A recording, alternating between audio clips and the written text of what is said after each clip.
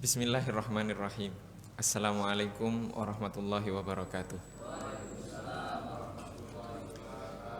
Alhamdulillahirabbil alamin. Nahmadullaha hamdan syakirin, hamdan na'imin, hamdan yuwafi ni'amahu wa yukafi'u mazidah. Ya Rabbana lakal hamdu kama yanbaghi li jalali wajhikal karimi wa 'azimi sultanik. Asyhadu an la ilaha illallah wa asyhadu anna sayyidana Muhammadar Rasulullah. Allahumma salli ala sayyidina Muhammadin abdika wa rasulika nabiyil ummi wa ala alihi wa sahbihi wa sallim. Amma ba'du.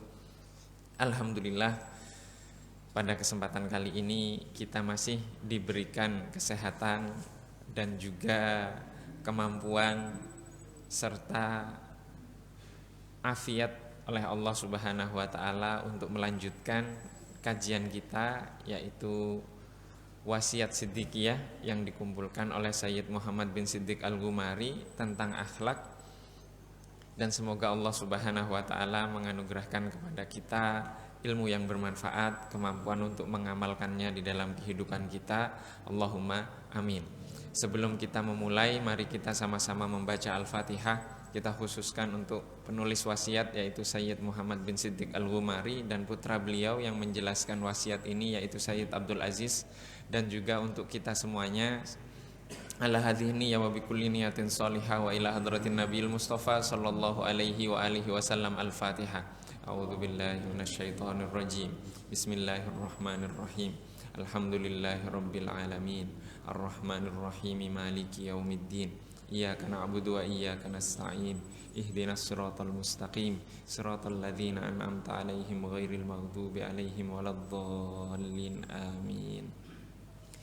Jamaah yang dirahmati oleh Allah Subhanahu wa taala, pada kajian sebelum Ramadan yang terakhir kita telah sampai ke wasiat memaafkan perbuatan jahat orang lain kepada kita, yaitu di halaman 74 dari kitab terjemahan, buku terjemahan. Sedangkan di buku yang berbahasa Arab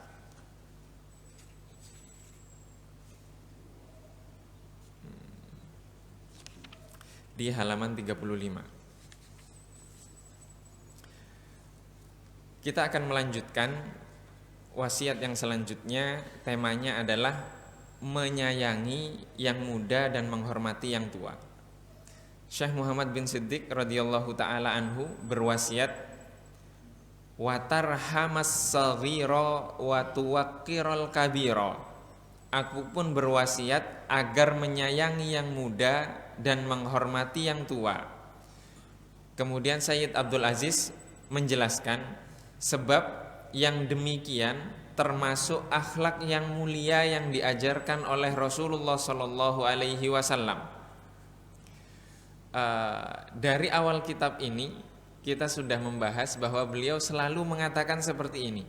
Jadi sebab yang demikian termasuk akhlak yang mulia yang diajarkan oleh Rasulullah sallallahu alaihi wasallam.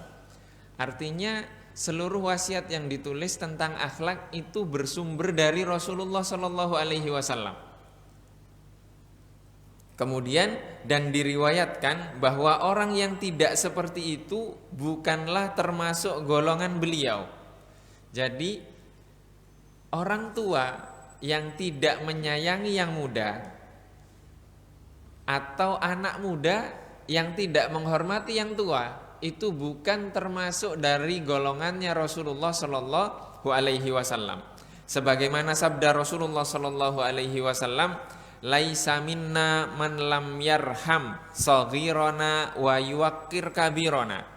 Bukan termasuk dari golongan kami orang yang tidak menyayangi anak kecil atau yang muda dari kami dan tidak menghormati orang tua, yaitu orang tua dari kami.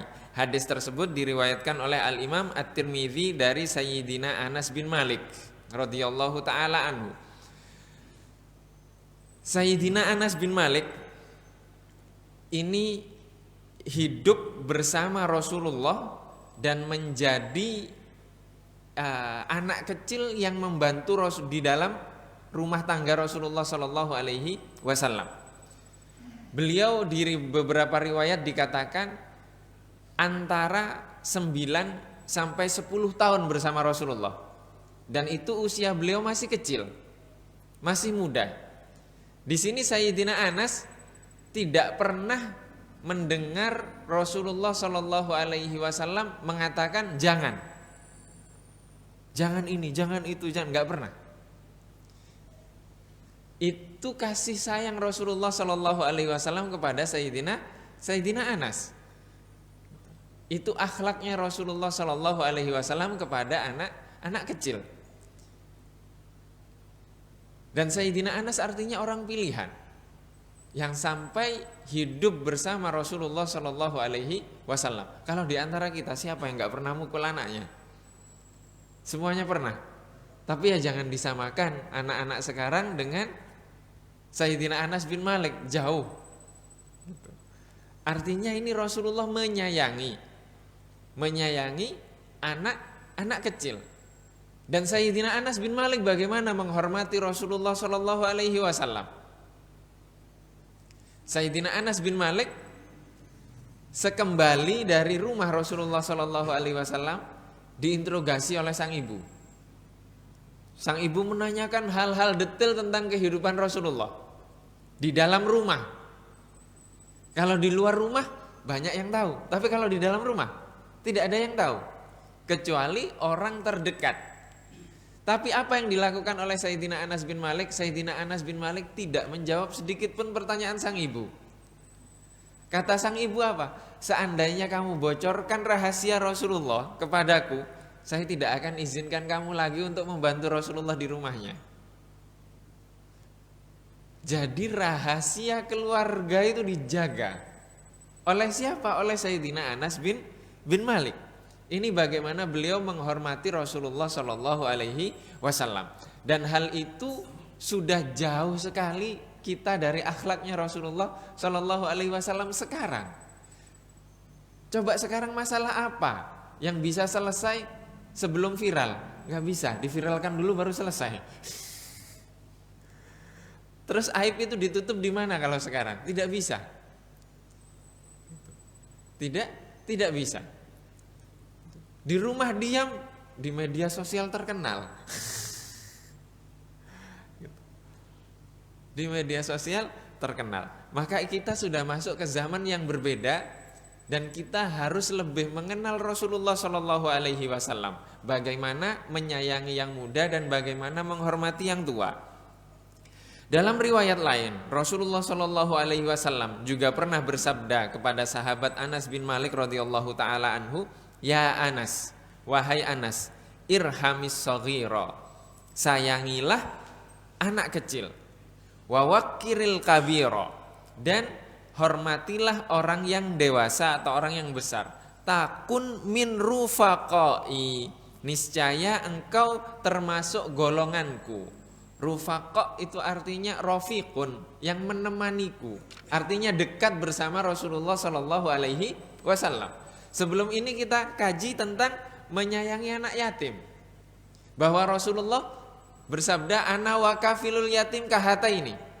Saya dan orang yang menjadi kafil anak yatim seperti dua jari ini. Nah sekarang yang ingin dekat lagi bersama Rasulullah apa? Menyayangi yang muda dan menghormati yang tua dalam hadis ini.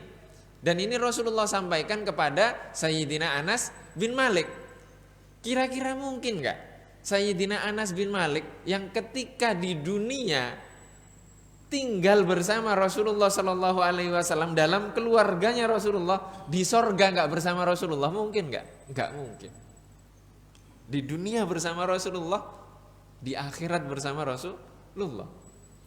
Mungkin gak seperti Sayyidina Abu Bakar, di dunia bersama Rasulullah, makamnya di dekat Rasulullah, terus di akhirat gak bersama Rasulullah? Mungkin gak? Gak mungkin. Tidak mungkin. Sayyidina Umar, tidak mungkin. Maka kalau ada saudara-saudara kita yang menyesat-nyesatkan Sayyidina Abu Bakar, Sayyidina Umar, bahkan ada yang mengkafirkan, itu di mana mereka akhlaknya kepada Rasulullah? Di mana akhlak mereka kepada Rasulullah? Dari situ sudah jelas kesesatannya. Kita menjelaskan tentang kesesatan, bukan mengkafirkan. Ya. Sesat beda dengan kafir. Sesat tidak harus kafir. Sesat tidak harus kafir. Karena apa? Karena menyimpang saja. Nah, di sini Rasulullah mengatakan demikian. Jika ingin bersama dengan Rasulullah Shallallahu Alaihi Wasallam, maka mencintai yang kecil. Ada sahabat yang sama sekali tidak pernah mencium anaknya, tidak pernah memeluk anaknya. Ditegur oleh Rasulullah Shallallahu Alaihi Wasallam. Ketika Rasulullah bertemu dengan anak kecil, Rasulullah elus-elus kepalanya, Rasulullah cium, Rasulullah peluk anak kecil itu. Kemudian sahabat tadi mengatakan, Rasulullah engkau begitu ke anak kecil. Aku tidak pernah melakukannya ke anakku. Bagaimana bapak tidak pernah memeluk anaknya? Bagaimana bapak tidak pernah mencium anaknya, mengusap, mengelus-elus anaknya? Itu bentuk kasih sayang. Dicontohkan oleh Rasulullah Shallallahu Alaihi Wasallam. Bahkan ada buku kecil, lebih tipis dari ini, itu mengumpulkan riwayat-riwayat Rasulullah Shallallahu Alaihi Wasallam yang menjelaskan tentang ar-rifqu bil hayawan, kasih sayang Rasulullah Shallallahu Alaihi Wasallam kepada hewan. Kepada hewan Rasulullah memiliki kasih sayang. Bagaimana kepada anak kecil, bagaimana kepada sesama manusia. Jadi kalau ada orang yang katanya mengikuti Rasulullah Shallallahu Alaihi Wasallam tapi keras, itu salah baca buku itu.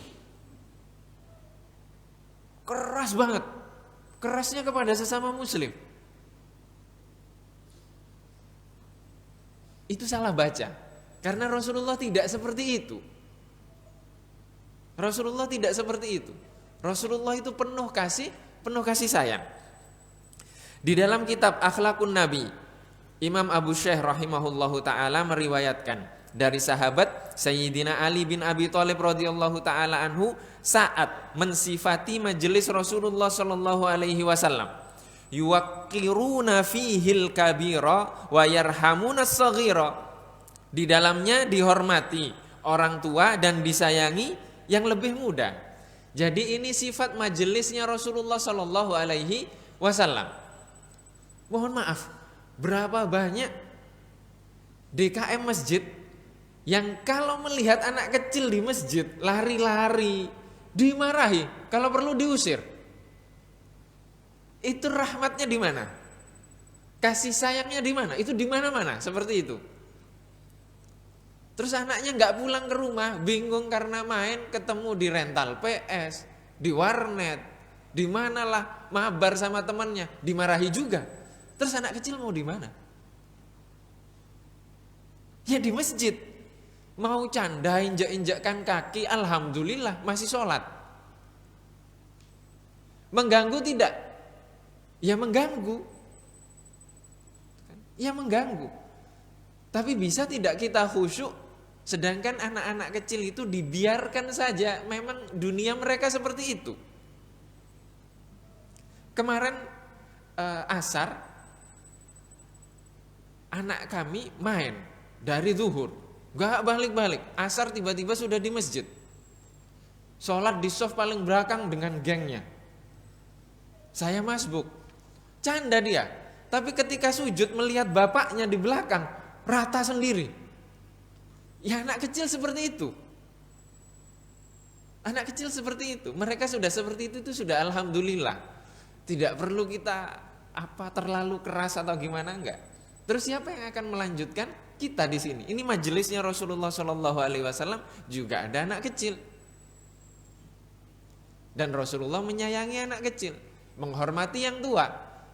Jadi PR kita sekarang adalah bagaimana menjadikan anak-anak kita yang muda-muda ini bisa menghormati yang tua. Itu PR kita. Dari mana mereka belajar? Dari gadget sekarang. Karena orang tuanya nggak pernah mengajarkan kepada anaknya. Anaknya nangis sedikit kasih HP. Ya kan? Putarkan Netflix, YouTube, semuanya ditunjukkan seperti itu. Terus bagaimana mereka bisa mengenal akhlak kita ketika kita diajarkan oleh orang tua kita, oleh guru-guru kita sebelum ini. Maka itu PR kita. Mohon maaf, di TikTok, di Instagram itu viral. banyak video-video yang menceritakan ada sebuah prosesi wisuda salah satu universitas ternama di Indonesia, fakultasnya fakultas pendidikan. Terus kemudian diwawancara random para wisudawan itu. Tentang apa? Tentang skripsi yang mereka tulis. Ternyata penelitiannya pengaruh film Doraemon kepada anak usia sekian, sampelnya dari sekolah ini. Pengaruh film Naruto kepada anak usia sekian sampai sekian, sampelnya dari daerah ini. Pengaruh film ini, film Korea, apalah yang disebut-sebut itu, semuanya film. Jadi sekarang kita menyerahkan pendidikan anak kita, akhlak kita kepada film. Film-film kartun yang nggak tahu sumbernya dari mana. Bagaimana kita bisa mengenalkan anak-anak kita kepada Rasulullah, kepada Sayyidina Abu Bakar, Sayyidina Umar, Sayyidina Utsman, kepada para ulama? Tidak bisa, itu PR kita. Tapi di sini kita perlu mengambil kesimpulan bahwa apa? Mungkin ini hikmah dari Allah Subhanahu wa ta'ala menjadikan 2/3 dari Al-Quran itu isinya cerita. Hukum hanya 1/3 dari Al-Quran, 2/3-nya cerita. Nah sekarang bagaimana mengemas cerita-cerita tentang Rasulullah, tentang sahabat, tentang para ulama untuk anak-anak kita. Artinya kita butuh artis yang mengerti agama, kita butuh produser yang mengerti agama, kita butuh novelis yang mengerti agama. Untuk apa? Untuk mengenalkan. Film yang begitu panjang sekarang nggak laku. Yang laku adalah cuplikan-cuplikan di TikTok yang cuma beberapa menit, beberapa detik saja. Itu sudah dunia kita sekarang. Bagaimana kita menyampaikan nilai-nilai ini dalam bahasa yang dibutuhkan di zaman kita. Ini PR kita. Bagaimana kita bisa menyayangi anak kecil? Bagaimana anak kecil bisa menghormati yang tua jika tontonannya, rujukannya sudah seperti ini sekarang. Imam Muslim meriwayatkan dari Sayyidina Anas bin Malik radhiyallahu taala anhu, kanan nabiyyu sallallahu alaihi wa alihi wasallam arhaman nasi bil iyali. Nabi Muhammad sallallahu alaihi wasallam adalah sosok yang lebih penyayang atau sangat penyayang, yang paling penyayang terhadap keluarganya. Ini sudah tidak perlu dipertanyakan lagi bagaimana Rasulullah sallallahu alaihi wasallam menyayangi Sayyidah Khadijah, menyayangi Sayyidah Aisyah, menyayangi Sayyidina Ali, menyayangi seluruh keluarga beliau. Beliau sayangi. Dan itu sebaik-baik orang yang menyayangi keluarganya adalah Rasulullah sallallahu alaihi wasallam. Kalau kita cek sekarang di media sosial, berapa banyak anak yang durhaka kepada orang tuanya, anak membunuh orang tuanya, orang tua membunuh anaknya, anak membuldoser rumah orang tuanya hanya karena warisan. Itu di mana kasih sayang? Dan yang melakukan siapa? Ya umat Islam. Umat Islam. Kita sekarang melihat hal-hal seperti itu. Terus kita mau membebaskan Palestina kapan? Cita-citanya membebaskan Palestina. Orang tuanya jadi dibebaskan dari rumahnya. Kita mau bagaimana sekarang? Karena apa? Karena jauh dari Rasulullah Shallallahu Alaihi Wasallam. Kemudian wasiat selanjutnya, menunaikan amanah. Syekh Muhammad bin Siddiq radhiyallahu taala anhu berkata, aminan alal amanati, aku pun berwasiat agar menunaikan amanah. Sayyid Abdul Aziz berkata, dengan demikian engkau menjadi seorang mukmin yang sempurna imannya, benar dalam beragama, salat dan zakatmu pun diterima di sisi Allah Subhanahu wa taala. Sebagaimana dalam sebuah riwayat disebutkan, kunna julusan ma'a Rasulillah sallallahu alaihi wa alihi wasallam. Ketika kami sedang duduk-duduk bersama dengan Rasulullah sallallahu alaihi wasallam. Ini buktinya bahwa apa? Rasulullah itu sederhana. Melihat sahabat duduk, beliau duduk bersama para sahabat. Para sahabat kumpul bersama dengan Rasulullah Shallallahu Alaihi Wasallam. Dalam beberapa riwayat dijelaskan bahwa ketika beliau duduk seperti ini, itu tamunya itu tidak mengenali yang mana yang Rasulullah. Jadi Rasulullah sederhana sekali. Fatala'a alaina rajulun min ahlil aliyati. Kemudian datang seorang laki-laki dari penduduk bukit. Faqala, seraya berkata, ya Rasulullah, akhbirni bi asyaddi syai'in fi hadzal dini wa alyanihi. Wahai Rasulullah, sampaikan kepadaku tentang sesuatu yang paling sulit dan yang paling lembut atau mudah dari agama ini. Faqala, kemudian Rasulullah Shallallahu Alaihi Wasallam menyampaikan, al-yanuhu syahadatu alla ilaha illallah wa anna muhammadar rasulullah. Yang paling mudah adalah mengucapkan asyhadu alla ilaha illallah wa asyhadu anna muhammadar rasulullah. Ini yang paling mudah. Jadi mengucapkan 2 kalimat syahadat itu mudah, tapi yang berat adalah konsekuensinya. Konsekuensi dari 2 kalimat syahadat tersebut. Dan mungkin nanti akan kita kaji dalam kajian-kajian yang selanjutnya. Wa asyadduhu ya akhal aliyati.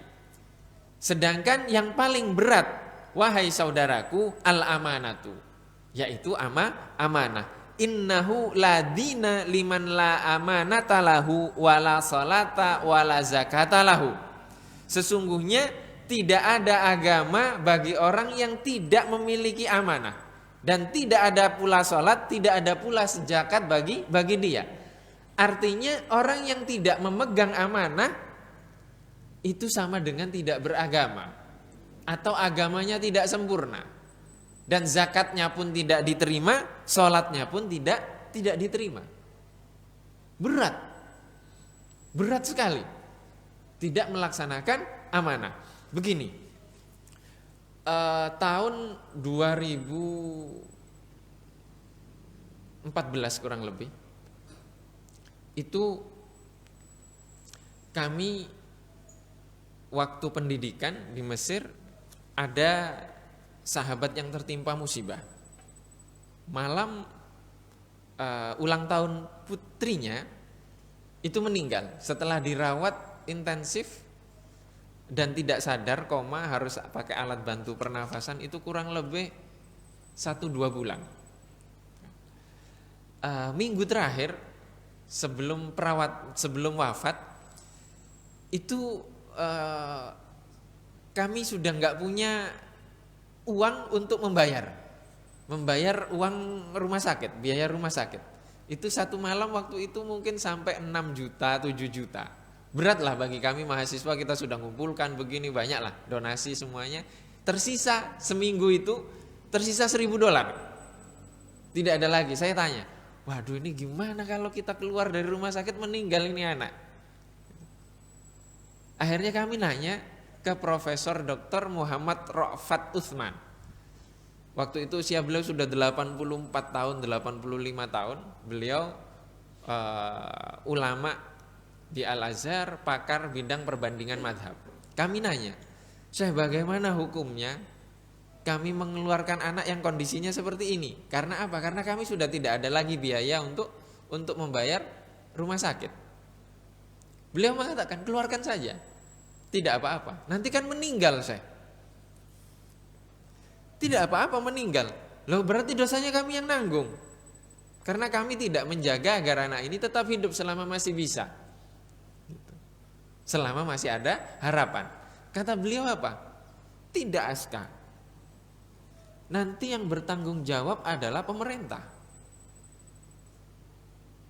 Pemerintah yang bertanggung jawab. Karena apa? Ada rakyatnya tidak mampu, membutuhkan bantuan, dan itu menjadi tanggung jawab dia, dan dia tidak tahu. Keluarkan saja, nggak apa-apa, kata beliau. Berarti tanggung jawab saya mereka. Iya, presiden kami yang tanggung jawab, kata beliau. Setelah itu 2 hari setelah itu kami mengajukan keringanan ke rumah sakit, langsung diterima dan gratis. Gratis, tidak ada pembayaran. Yang sebelumnya sekian juta digratiskan, disamakan dengan warga Mesir ketika itu. Setelah gratis 4 hari wafat. Artinya seluruh kezaliman atau banyak hak-hak yang belum diterima oleh rakyat itu dipertanggungjawabkan oleh pemimpin nanti. Nanti ya, bukan di sini. Nanti siapa yang akan menghisap nanti? Allah Subhanahu wa taala. Jadi tidak mudah, itu amanah. Maka jangan heran ketika Sayyidina Umar ketika menjadi khalifah itu turun mencari siapa yang membutuhkan, siapa yang begini. Dan waktu itu nggak ada kamera. Kameranya kamera siapa? Kameranya Allah Subhanahu wa taala yang memantau. Hatimu ikhlas atau enggak? Kalau kamera seperti ini apa bisa ngecek saya ikhlas atau enggak di sini? Enggak bisa. Tapi kalau kameranya Allah Subhanahu wa taala mengetahui. Sehingga Sayyidina Umar bukannya tambah kaya tapi tambah miskin. Sayyidina Umar bin Abdul Aziz dari kaya raya jadi tidak punya harta. Bahkan anaknya Sayyidina Umar bin Abdul Aziz itu ketika hari raya tidak bisa beli pakaian baru. Sedangkan rakyatnya pakaian baru semua. Ini kualitas.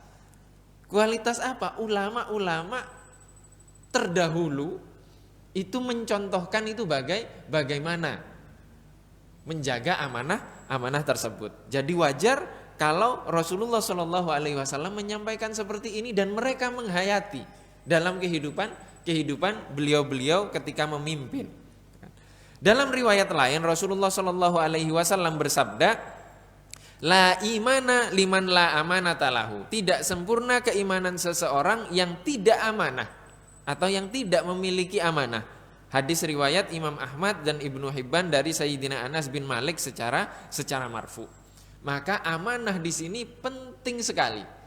Dalam segala lini itu kita harus memiliki amanah. Di keluarga kita harus amanah. Di dalam mengemban amanah dalam kewajiban-kewajiban kita yang ditakdirkan oleh Allah Subhanahu wa taala untuk kita emban, itu kita harus amanah. Kemudian menjauhi sifat khianat. Syekh Muhammad bin Siddiq radhiyallahu taala anhu berkata, ba'idan anil khianati. Aku pun berwasiat agar menjauhi sifat khianat. Khianat ini kebalikan dari amanah. Sayyid Abdul Aziz berkata, sebab berkhianat termasuk sifat orang-orang munafik yang menafikan keimanan. Maka wajib bagi seorang mukmin untuk menjauhi dan menerapkan sifat tersebut agar tidak masuk ke dalam golongan orang munafik dan berada dalam barisan mereka. Siapa yang menyerupai suatu kaum maka ia termasuk golongan kaum tersebut. Rasulullah Shallallahu Alaihi Wasallam bersabda, ayatul munafiki thalathun, idza haddatsa kadzaba wa idza wa'ada akhlafa wa idza tumina khana wa in shama wa shalla wa za'ama annahu muslimun. Tanda-tanda orang munafik itu ada 3, yaitu jika berbicara ia berbohong, jika berjanji ia ingkar, dan jika dipercaya ia berkhianat. Meskipun ia berpuasa dan sholat dan mengira bahwa ia adalah seorang muslim. Hadis riwayat Imam Bukhari dan Imam Muslim dari Sayyidina Abu Hurairah radhiyallahu taala anhu. Dalam riwayat lain Rasulullah Shallallahu Alaihi Wasallam bersabda, yutba'ul mu'minu ala kulli khuluqin laisal khiyanatu wal kadzib. Seorang mukmin bisa terbentuk wataknya menjadi berwatak apa saja selain khianat dan dusta. Hadis riwayat Imam Al-Baihaqi dari Sayyidina Abdullah ibnu Umar radhiyallahu taala anhu. Artinya akhlak seorang mukmin itu bisa dibentuk, kecuali mukmin itu tidak bisa dibentuk menjadi orang yang berkhianat dan pendusta.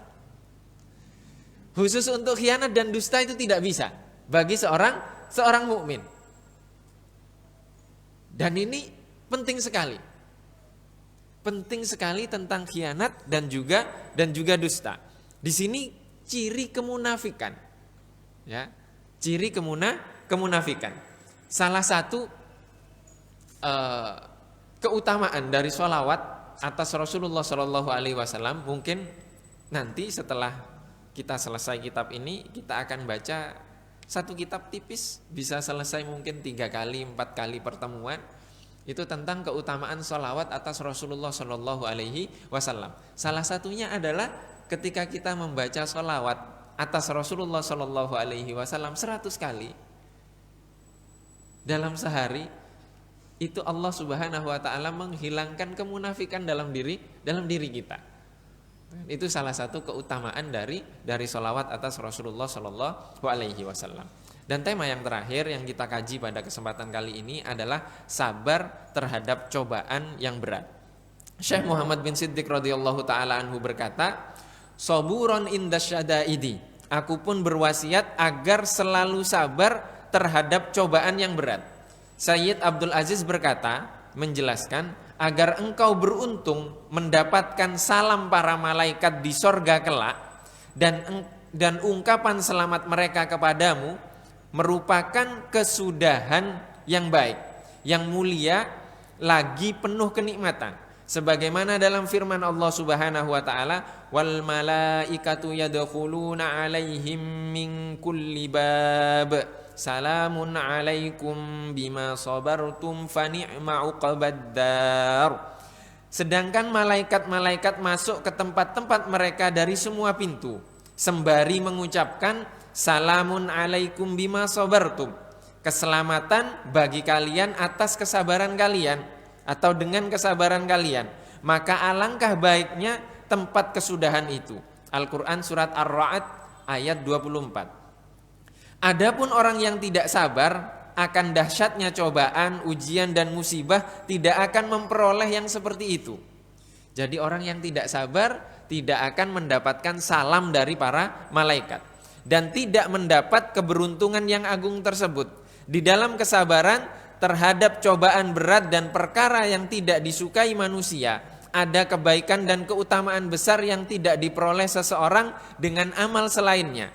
Dari itu Rasulullah Shallallahu Alaihi Wasallam bersabda, "Fis sabri ala ma takrahu khairun katsir." Dalam kesabaran terhadap perkara yang tidak disukai ada kebaikan yang banyak. Hadis riwayat Imam At-Tirmidzi dari Sayyidina Abdullah bin Abbas. Dan Allah Subhanahu wa taala berfirman, "Innama yuwaffas sabiruna ajrahum bighairi hisab." Sesungguhnya hanya orang yang bersabarlah yang dicukupkan pahala mereka tanpa batas. Al-Quran surat Az-Zumar ayat 10. Dalam riwayat lain Rasulullah Shallallahu Alaihi Wasallam bersabda, qala Allah Taala, artinya ini hadis qudsi. Allah Subhanahu Wa Taala berfirman, "Idza wajjahtu ila abdin min abidi fi badanihi aw waladihi aw malihi thumma istaqbala dzalika bi sabrin jamilin istahyaitu minhu yaumal qiyamati an ansiba lahu mizanan aw ansyura lahu diwanan." Jika kutimpakan cobaan kepada hambaku di badannya atau anaknya atau hartanya, kemudian ia menghadapinya dengan kesabaran yang elok, maka aku malu kepadanya di hari kiamat kelak untuk menimbang amal perbuatannya atau memberitahukan buku catatan amalnya. Hadis riwayat Ibnu Adi dari Sayyidina Anas bin Malik dengan sanad yang lemah. Maksudnya apa? Sabar di sini ini teori. Ya, ini teori. Prakteknya itu sulit.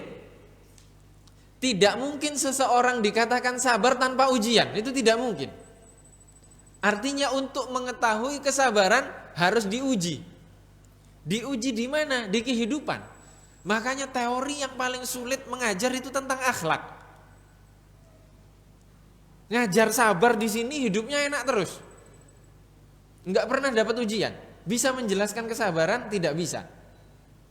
Dia harus mengalami kehilangan, dia harus mengalami ujian, dia harus naik, jatuh bangun, harus mengerti tentang itu baru dia mengerti kesabaran.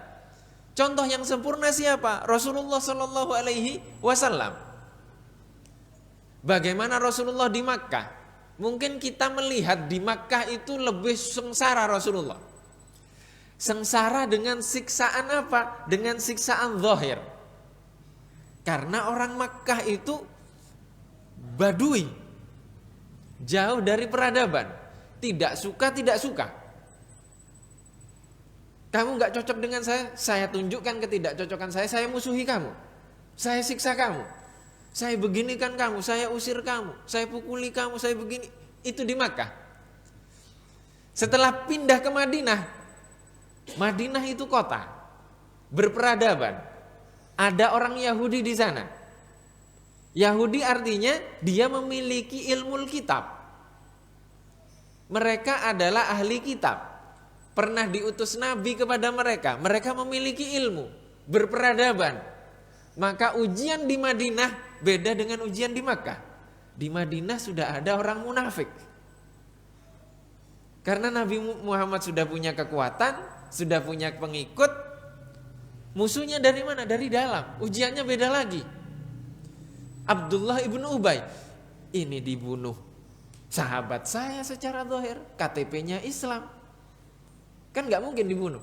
Kalau dibunuh maka akan tertulis riwayat Muhammad membunuh sahabatnya, dan itu tidak mungkin. Maka orang munafik tidak boleh dimusuhi. Hanya butuh hati-hati, diberikan tanda petik. Karena dia yang merusak. Ujiannya sudah berbeda, ujiannya sudah batin. Ujiannya sudah batin. Maka sekarang kita umat Islam banyak sekali bagaimana kita menampakkan akhlak kita sebagaimana Rasulullah SAW menampakkan akhlak itu. Itu bentuk kesabaran. Jadi cara untuk menjadi orang sabar adalah menghadapi ujian. Jadi kalau mau jadi orang sabar harus diuji. Kalau tidak pernah diuji, bagaimana bisa paham kesabaran? Bagaimana bisa paham tentang kesabaran? Apa yang tidak dialami oleh Rasulullah? Semuanya dialami oleh Rasulullah Shallallahu Alaihi Wasallam dalam sejarah kehidupan beliau. Wallahu wa rasuluhu a'lam. Ini yang dapat kita kaji pada kesempatan kali ini. Mohon maaf jika ada kekurangan, jika mungkin ada yang ingin ditanyakan. Sampai pukul 6 masih ada kurang lebih 14 menit. Dipersilahkan.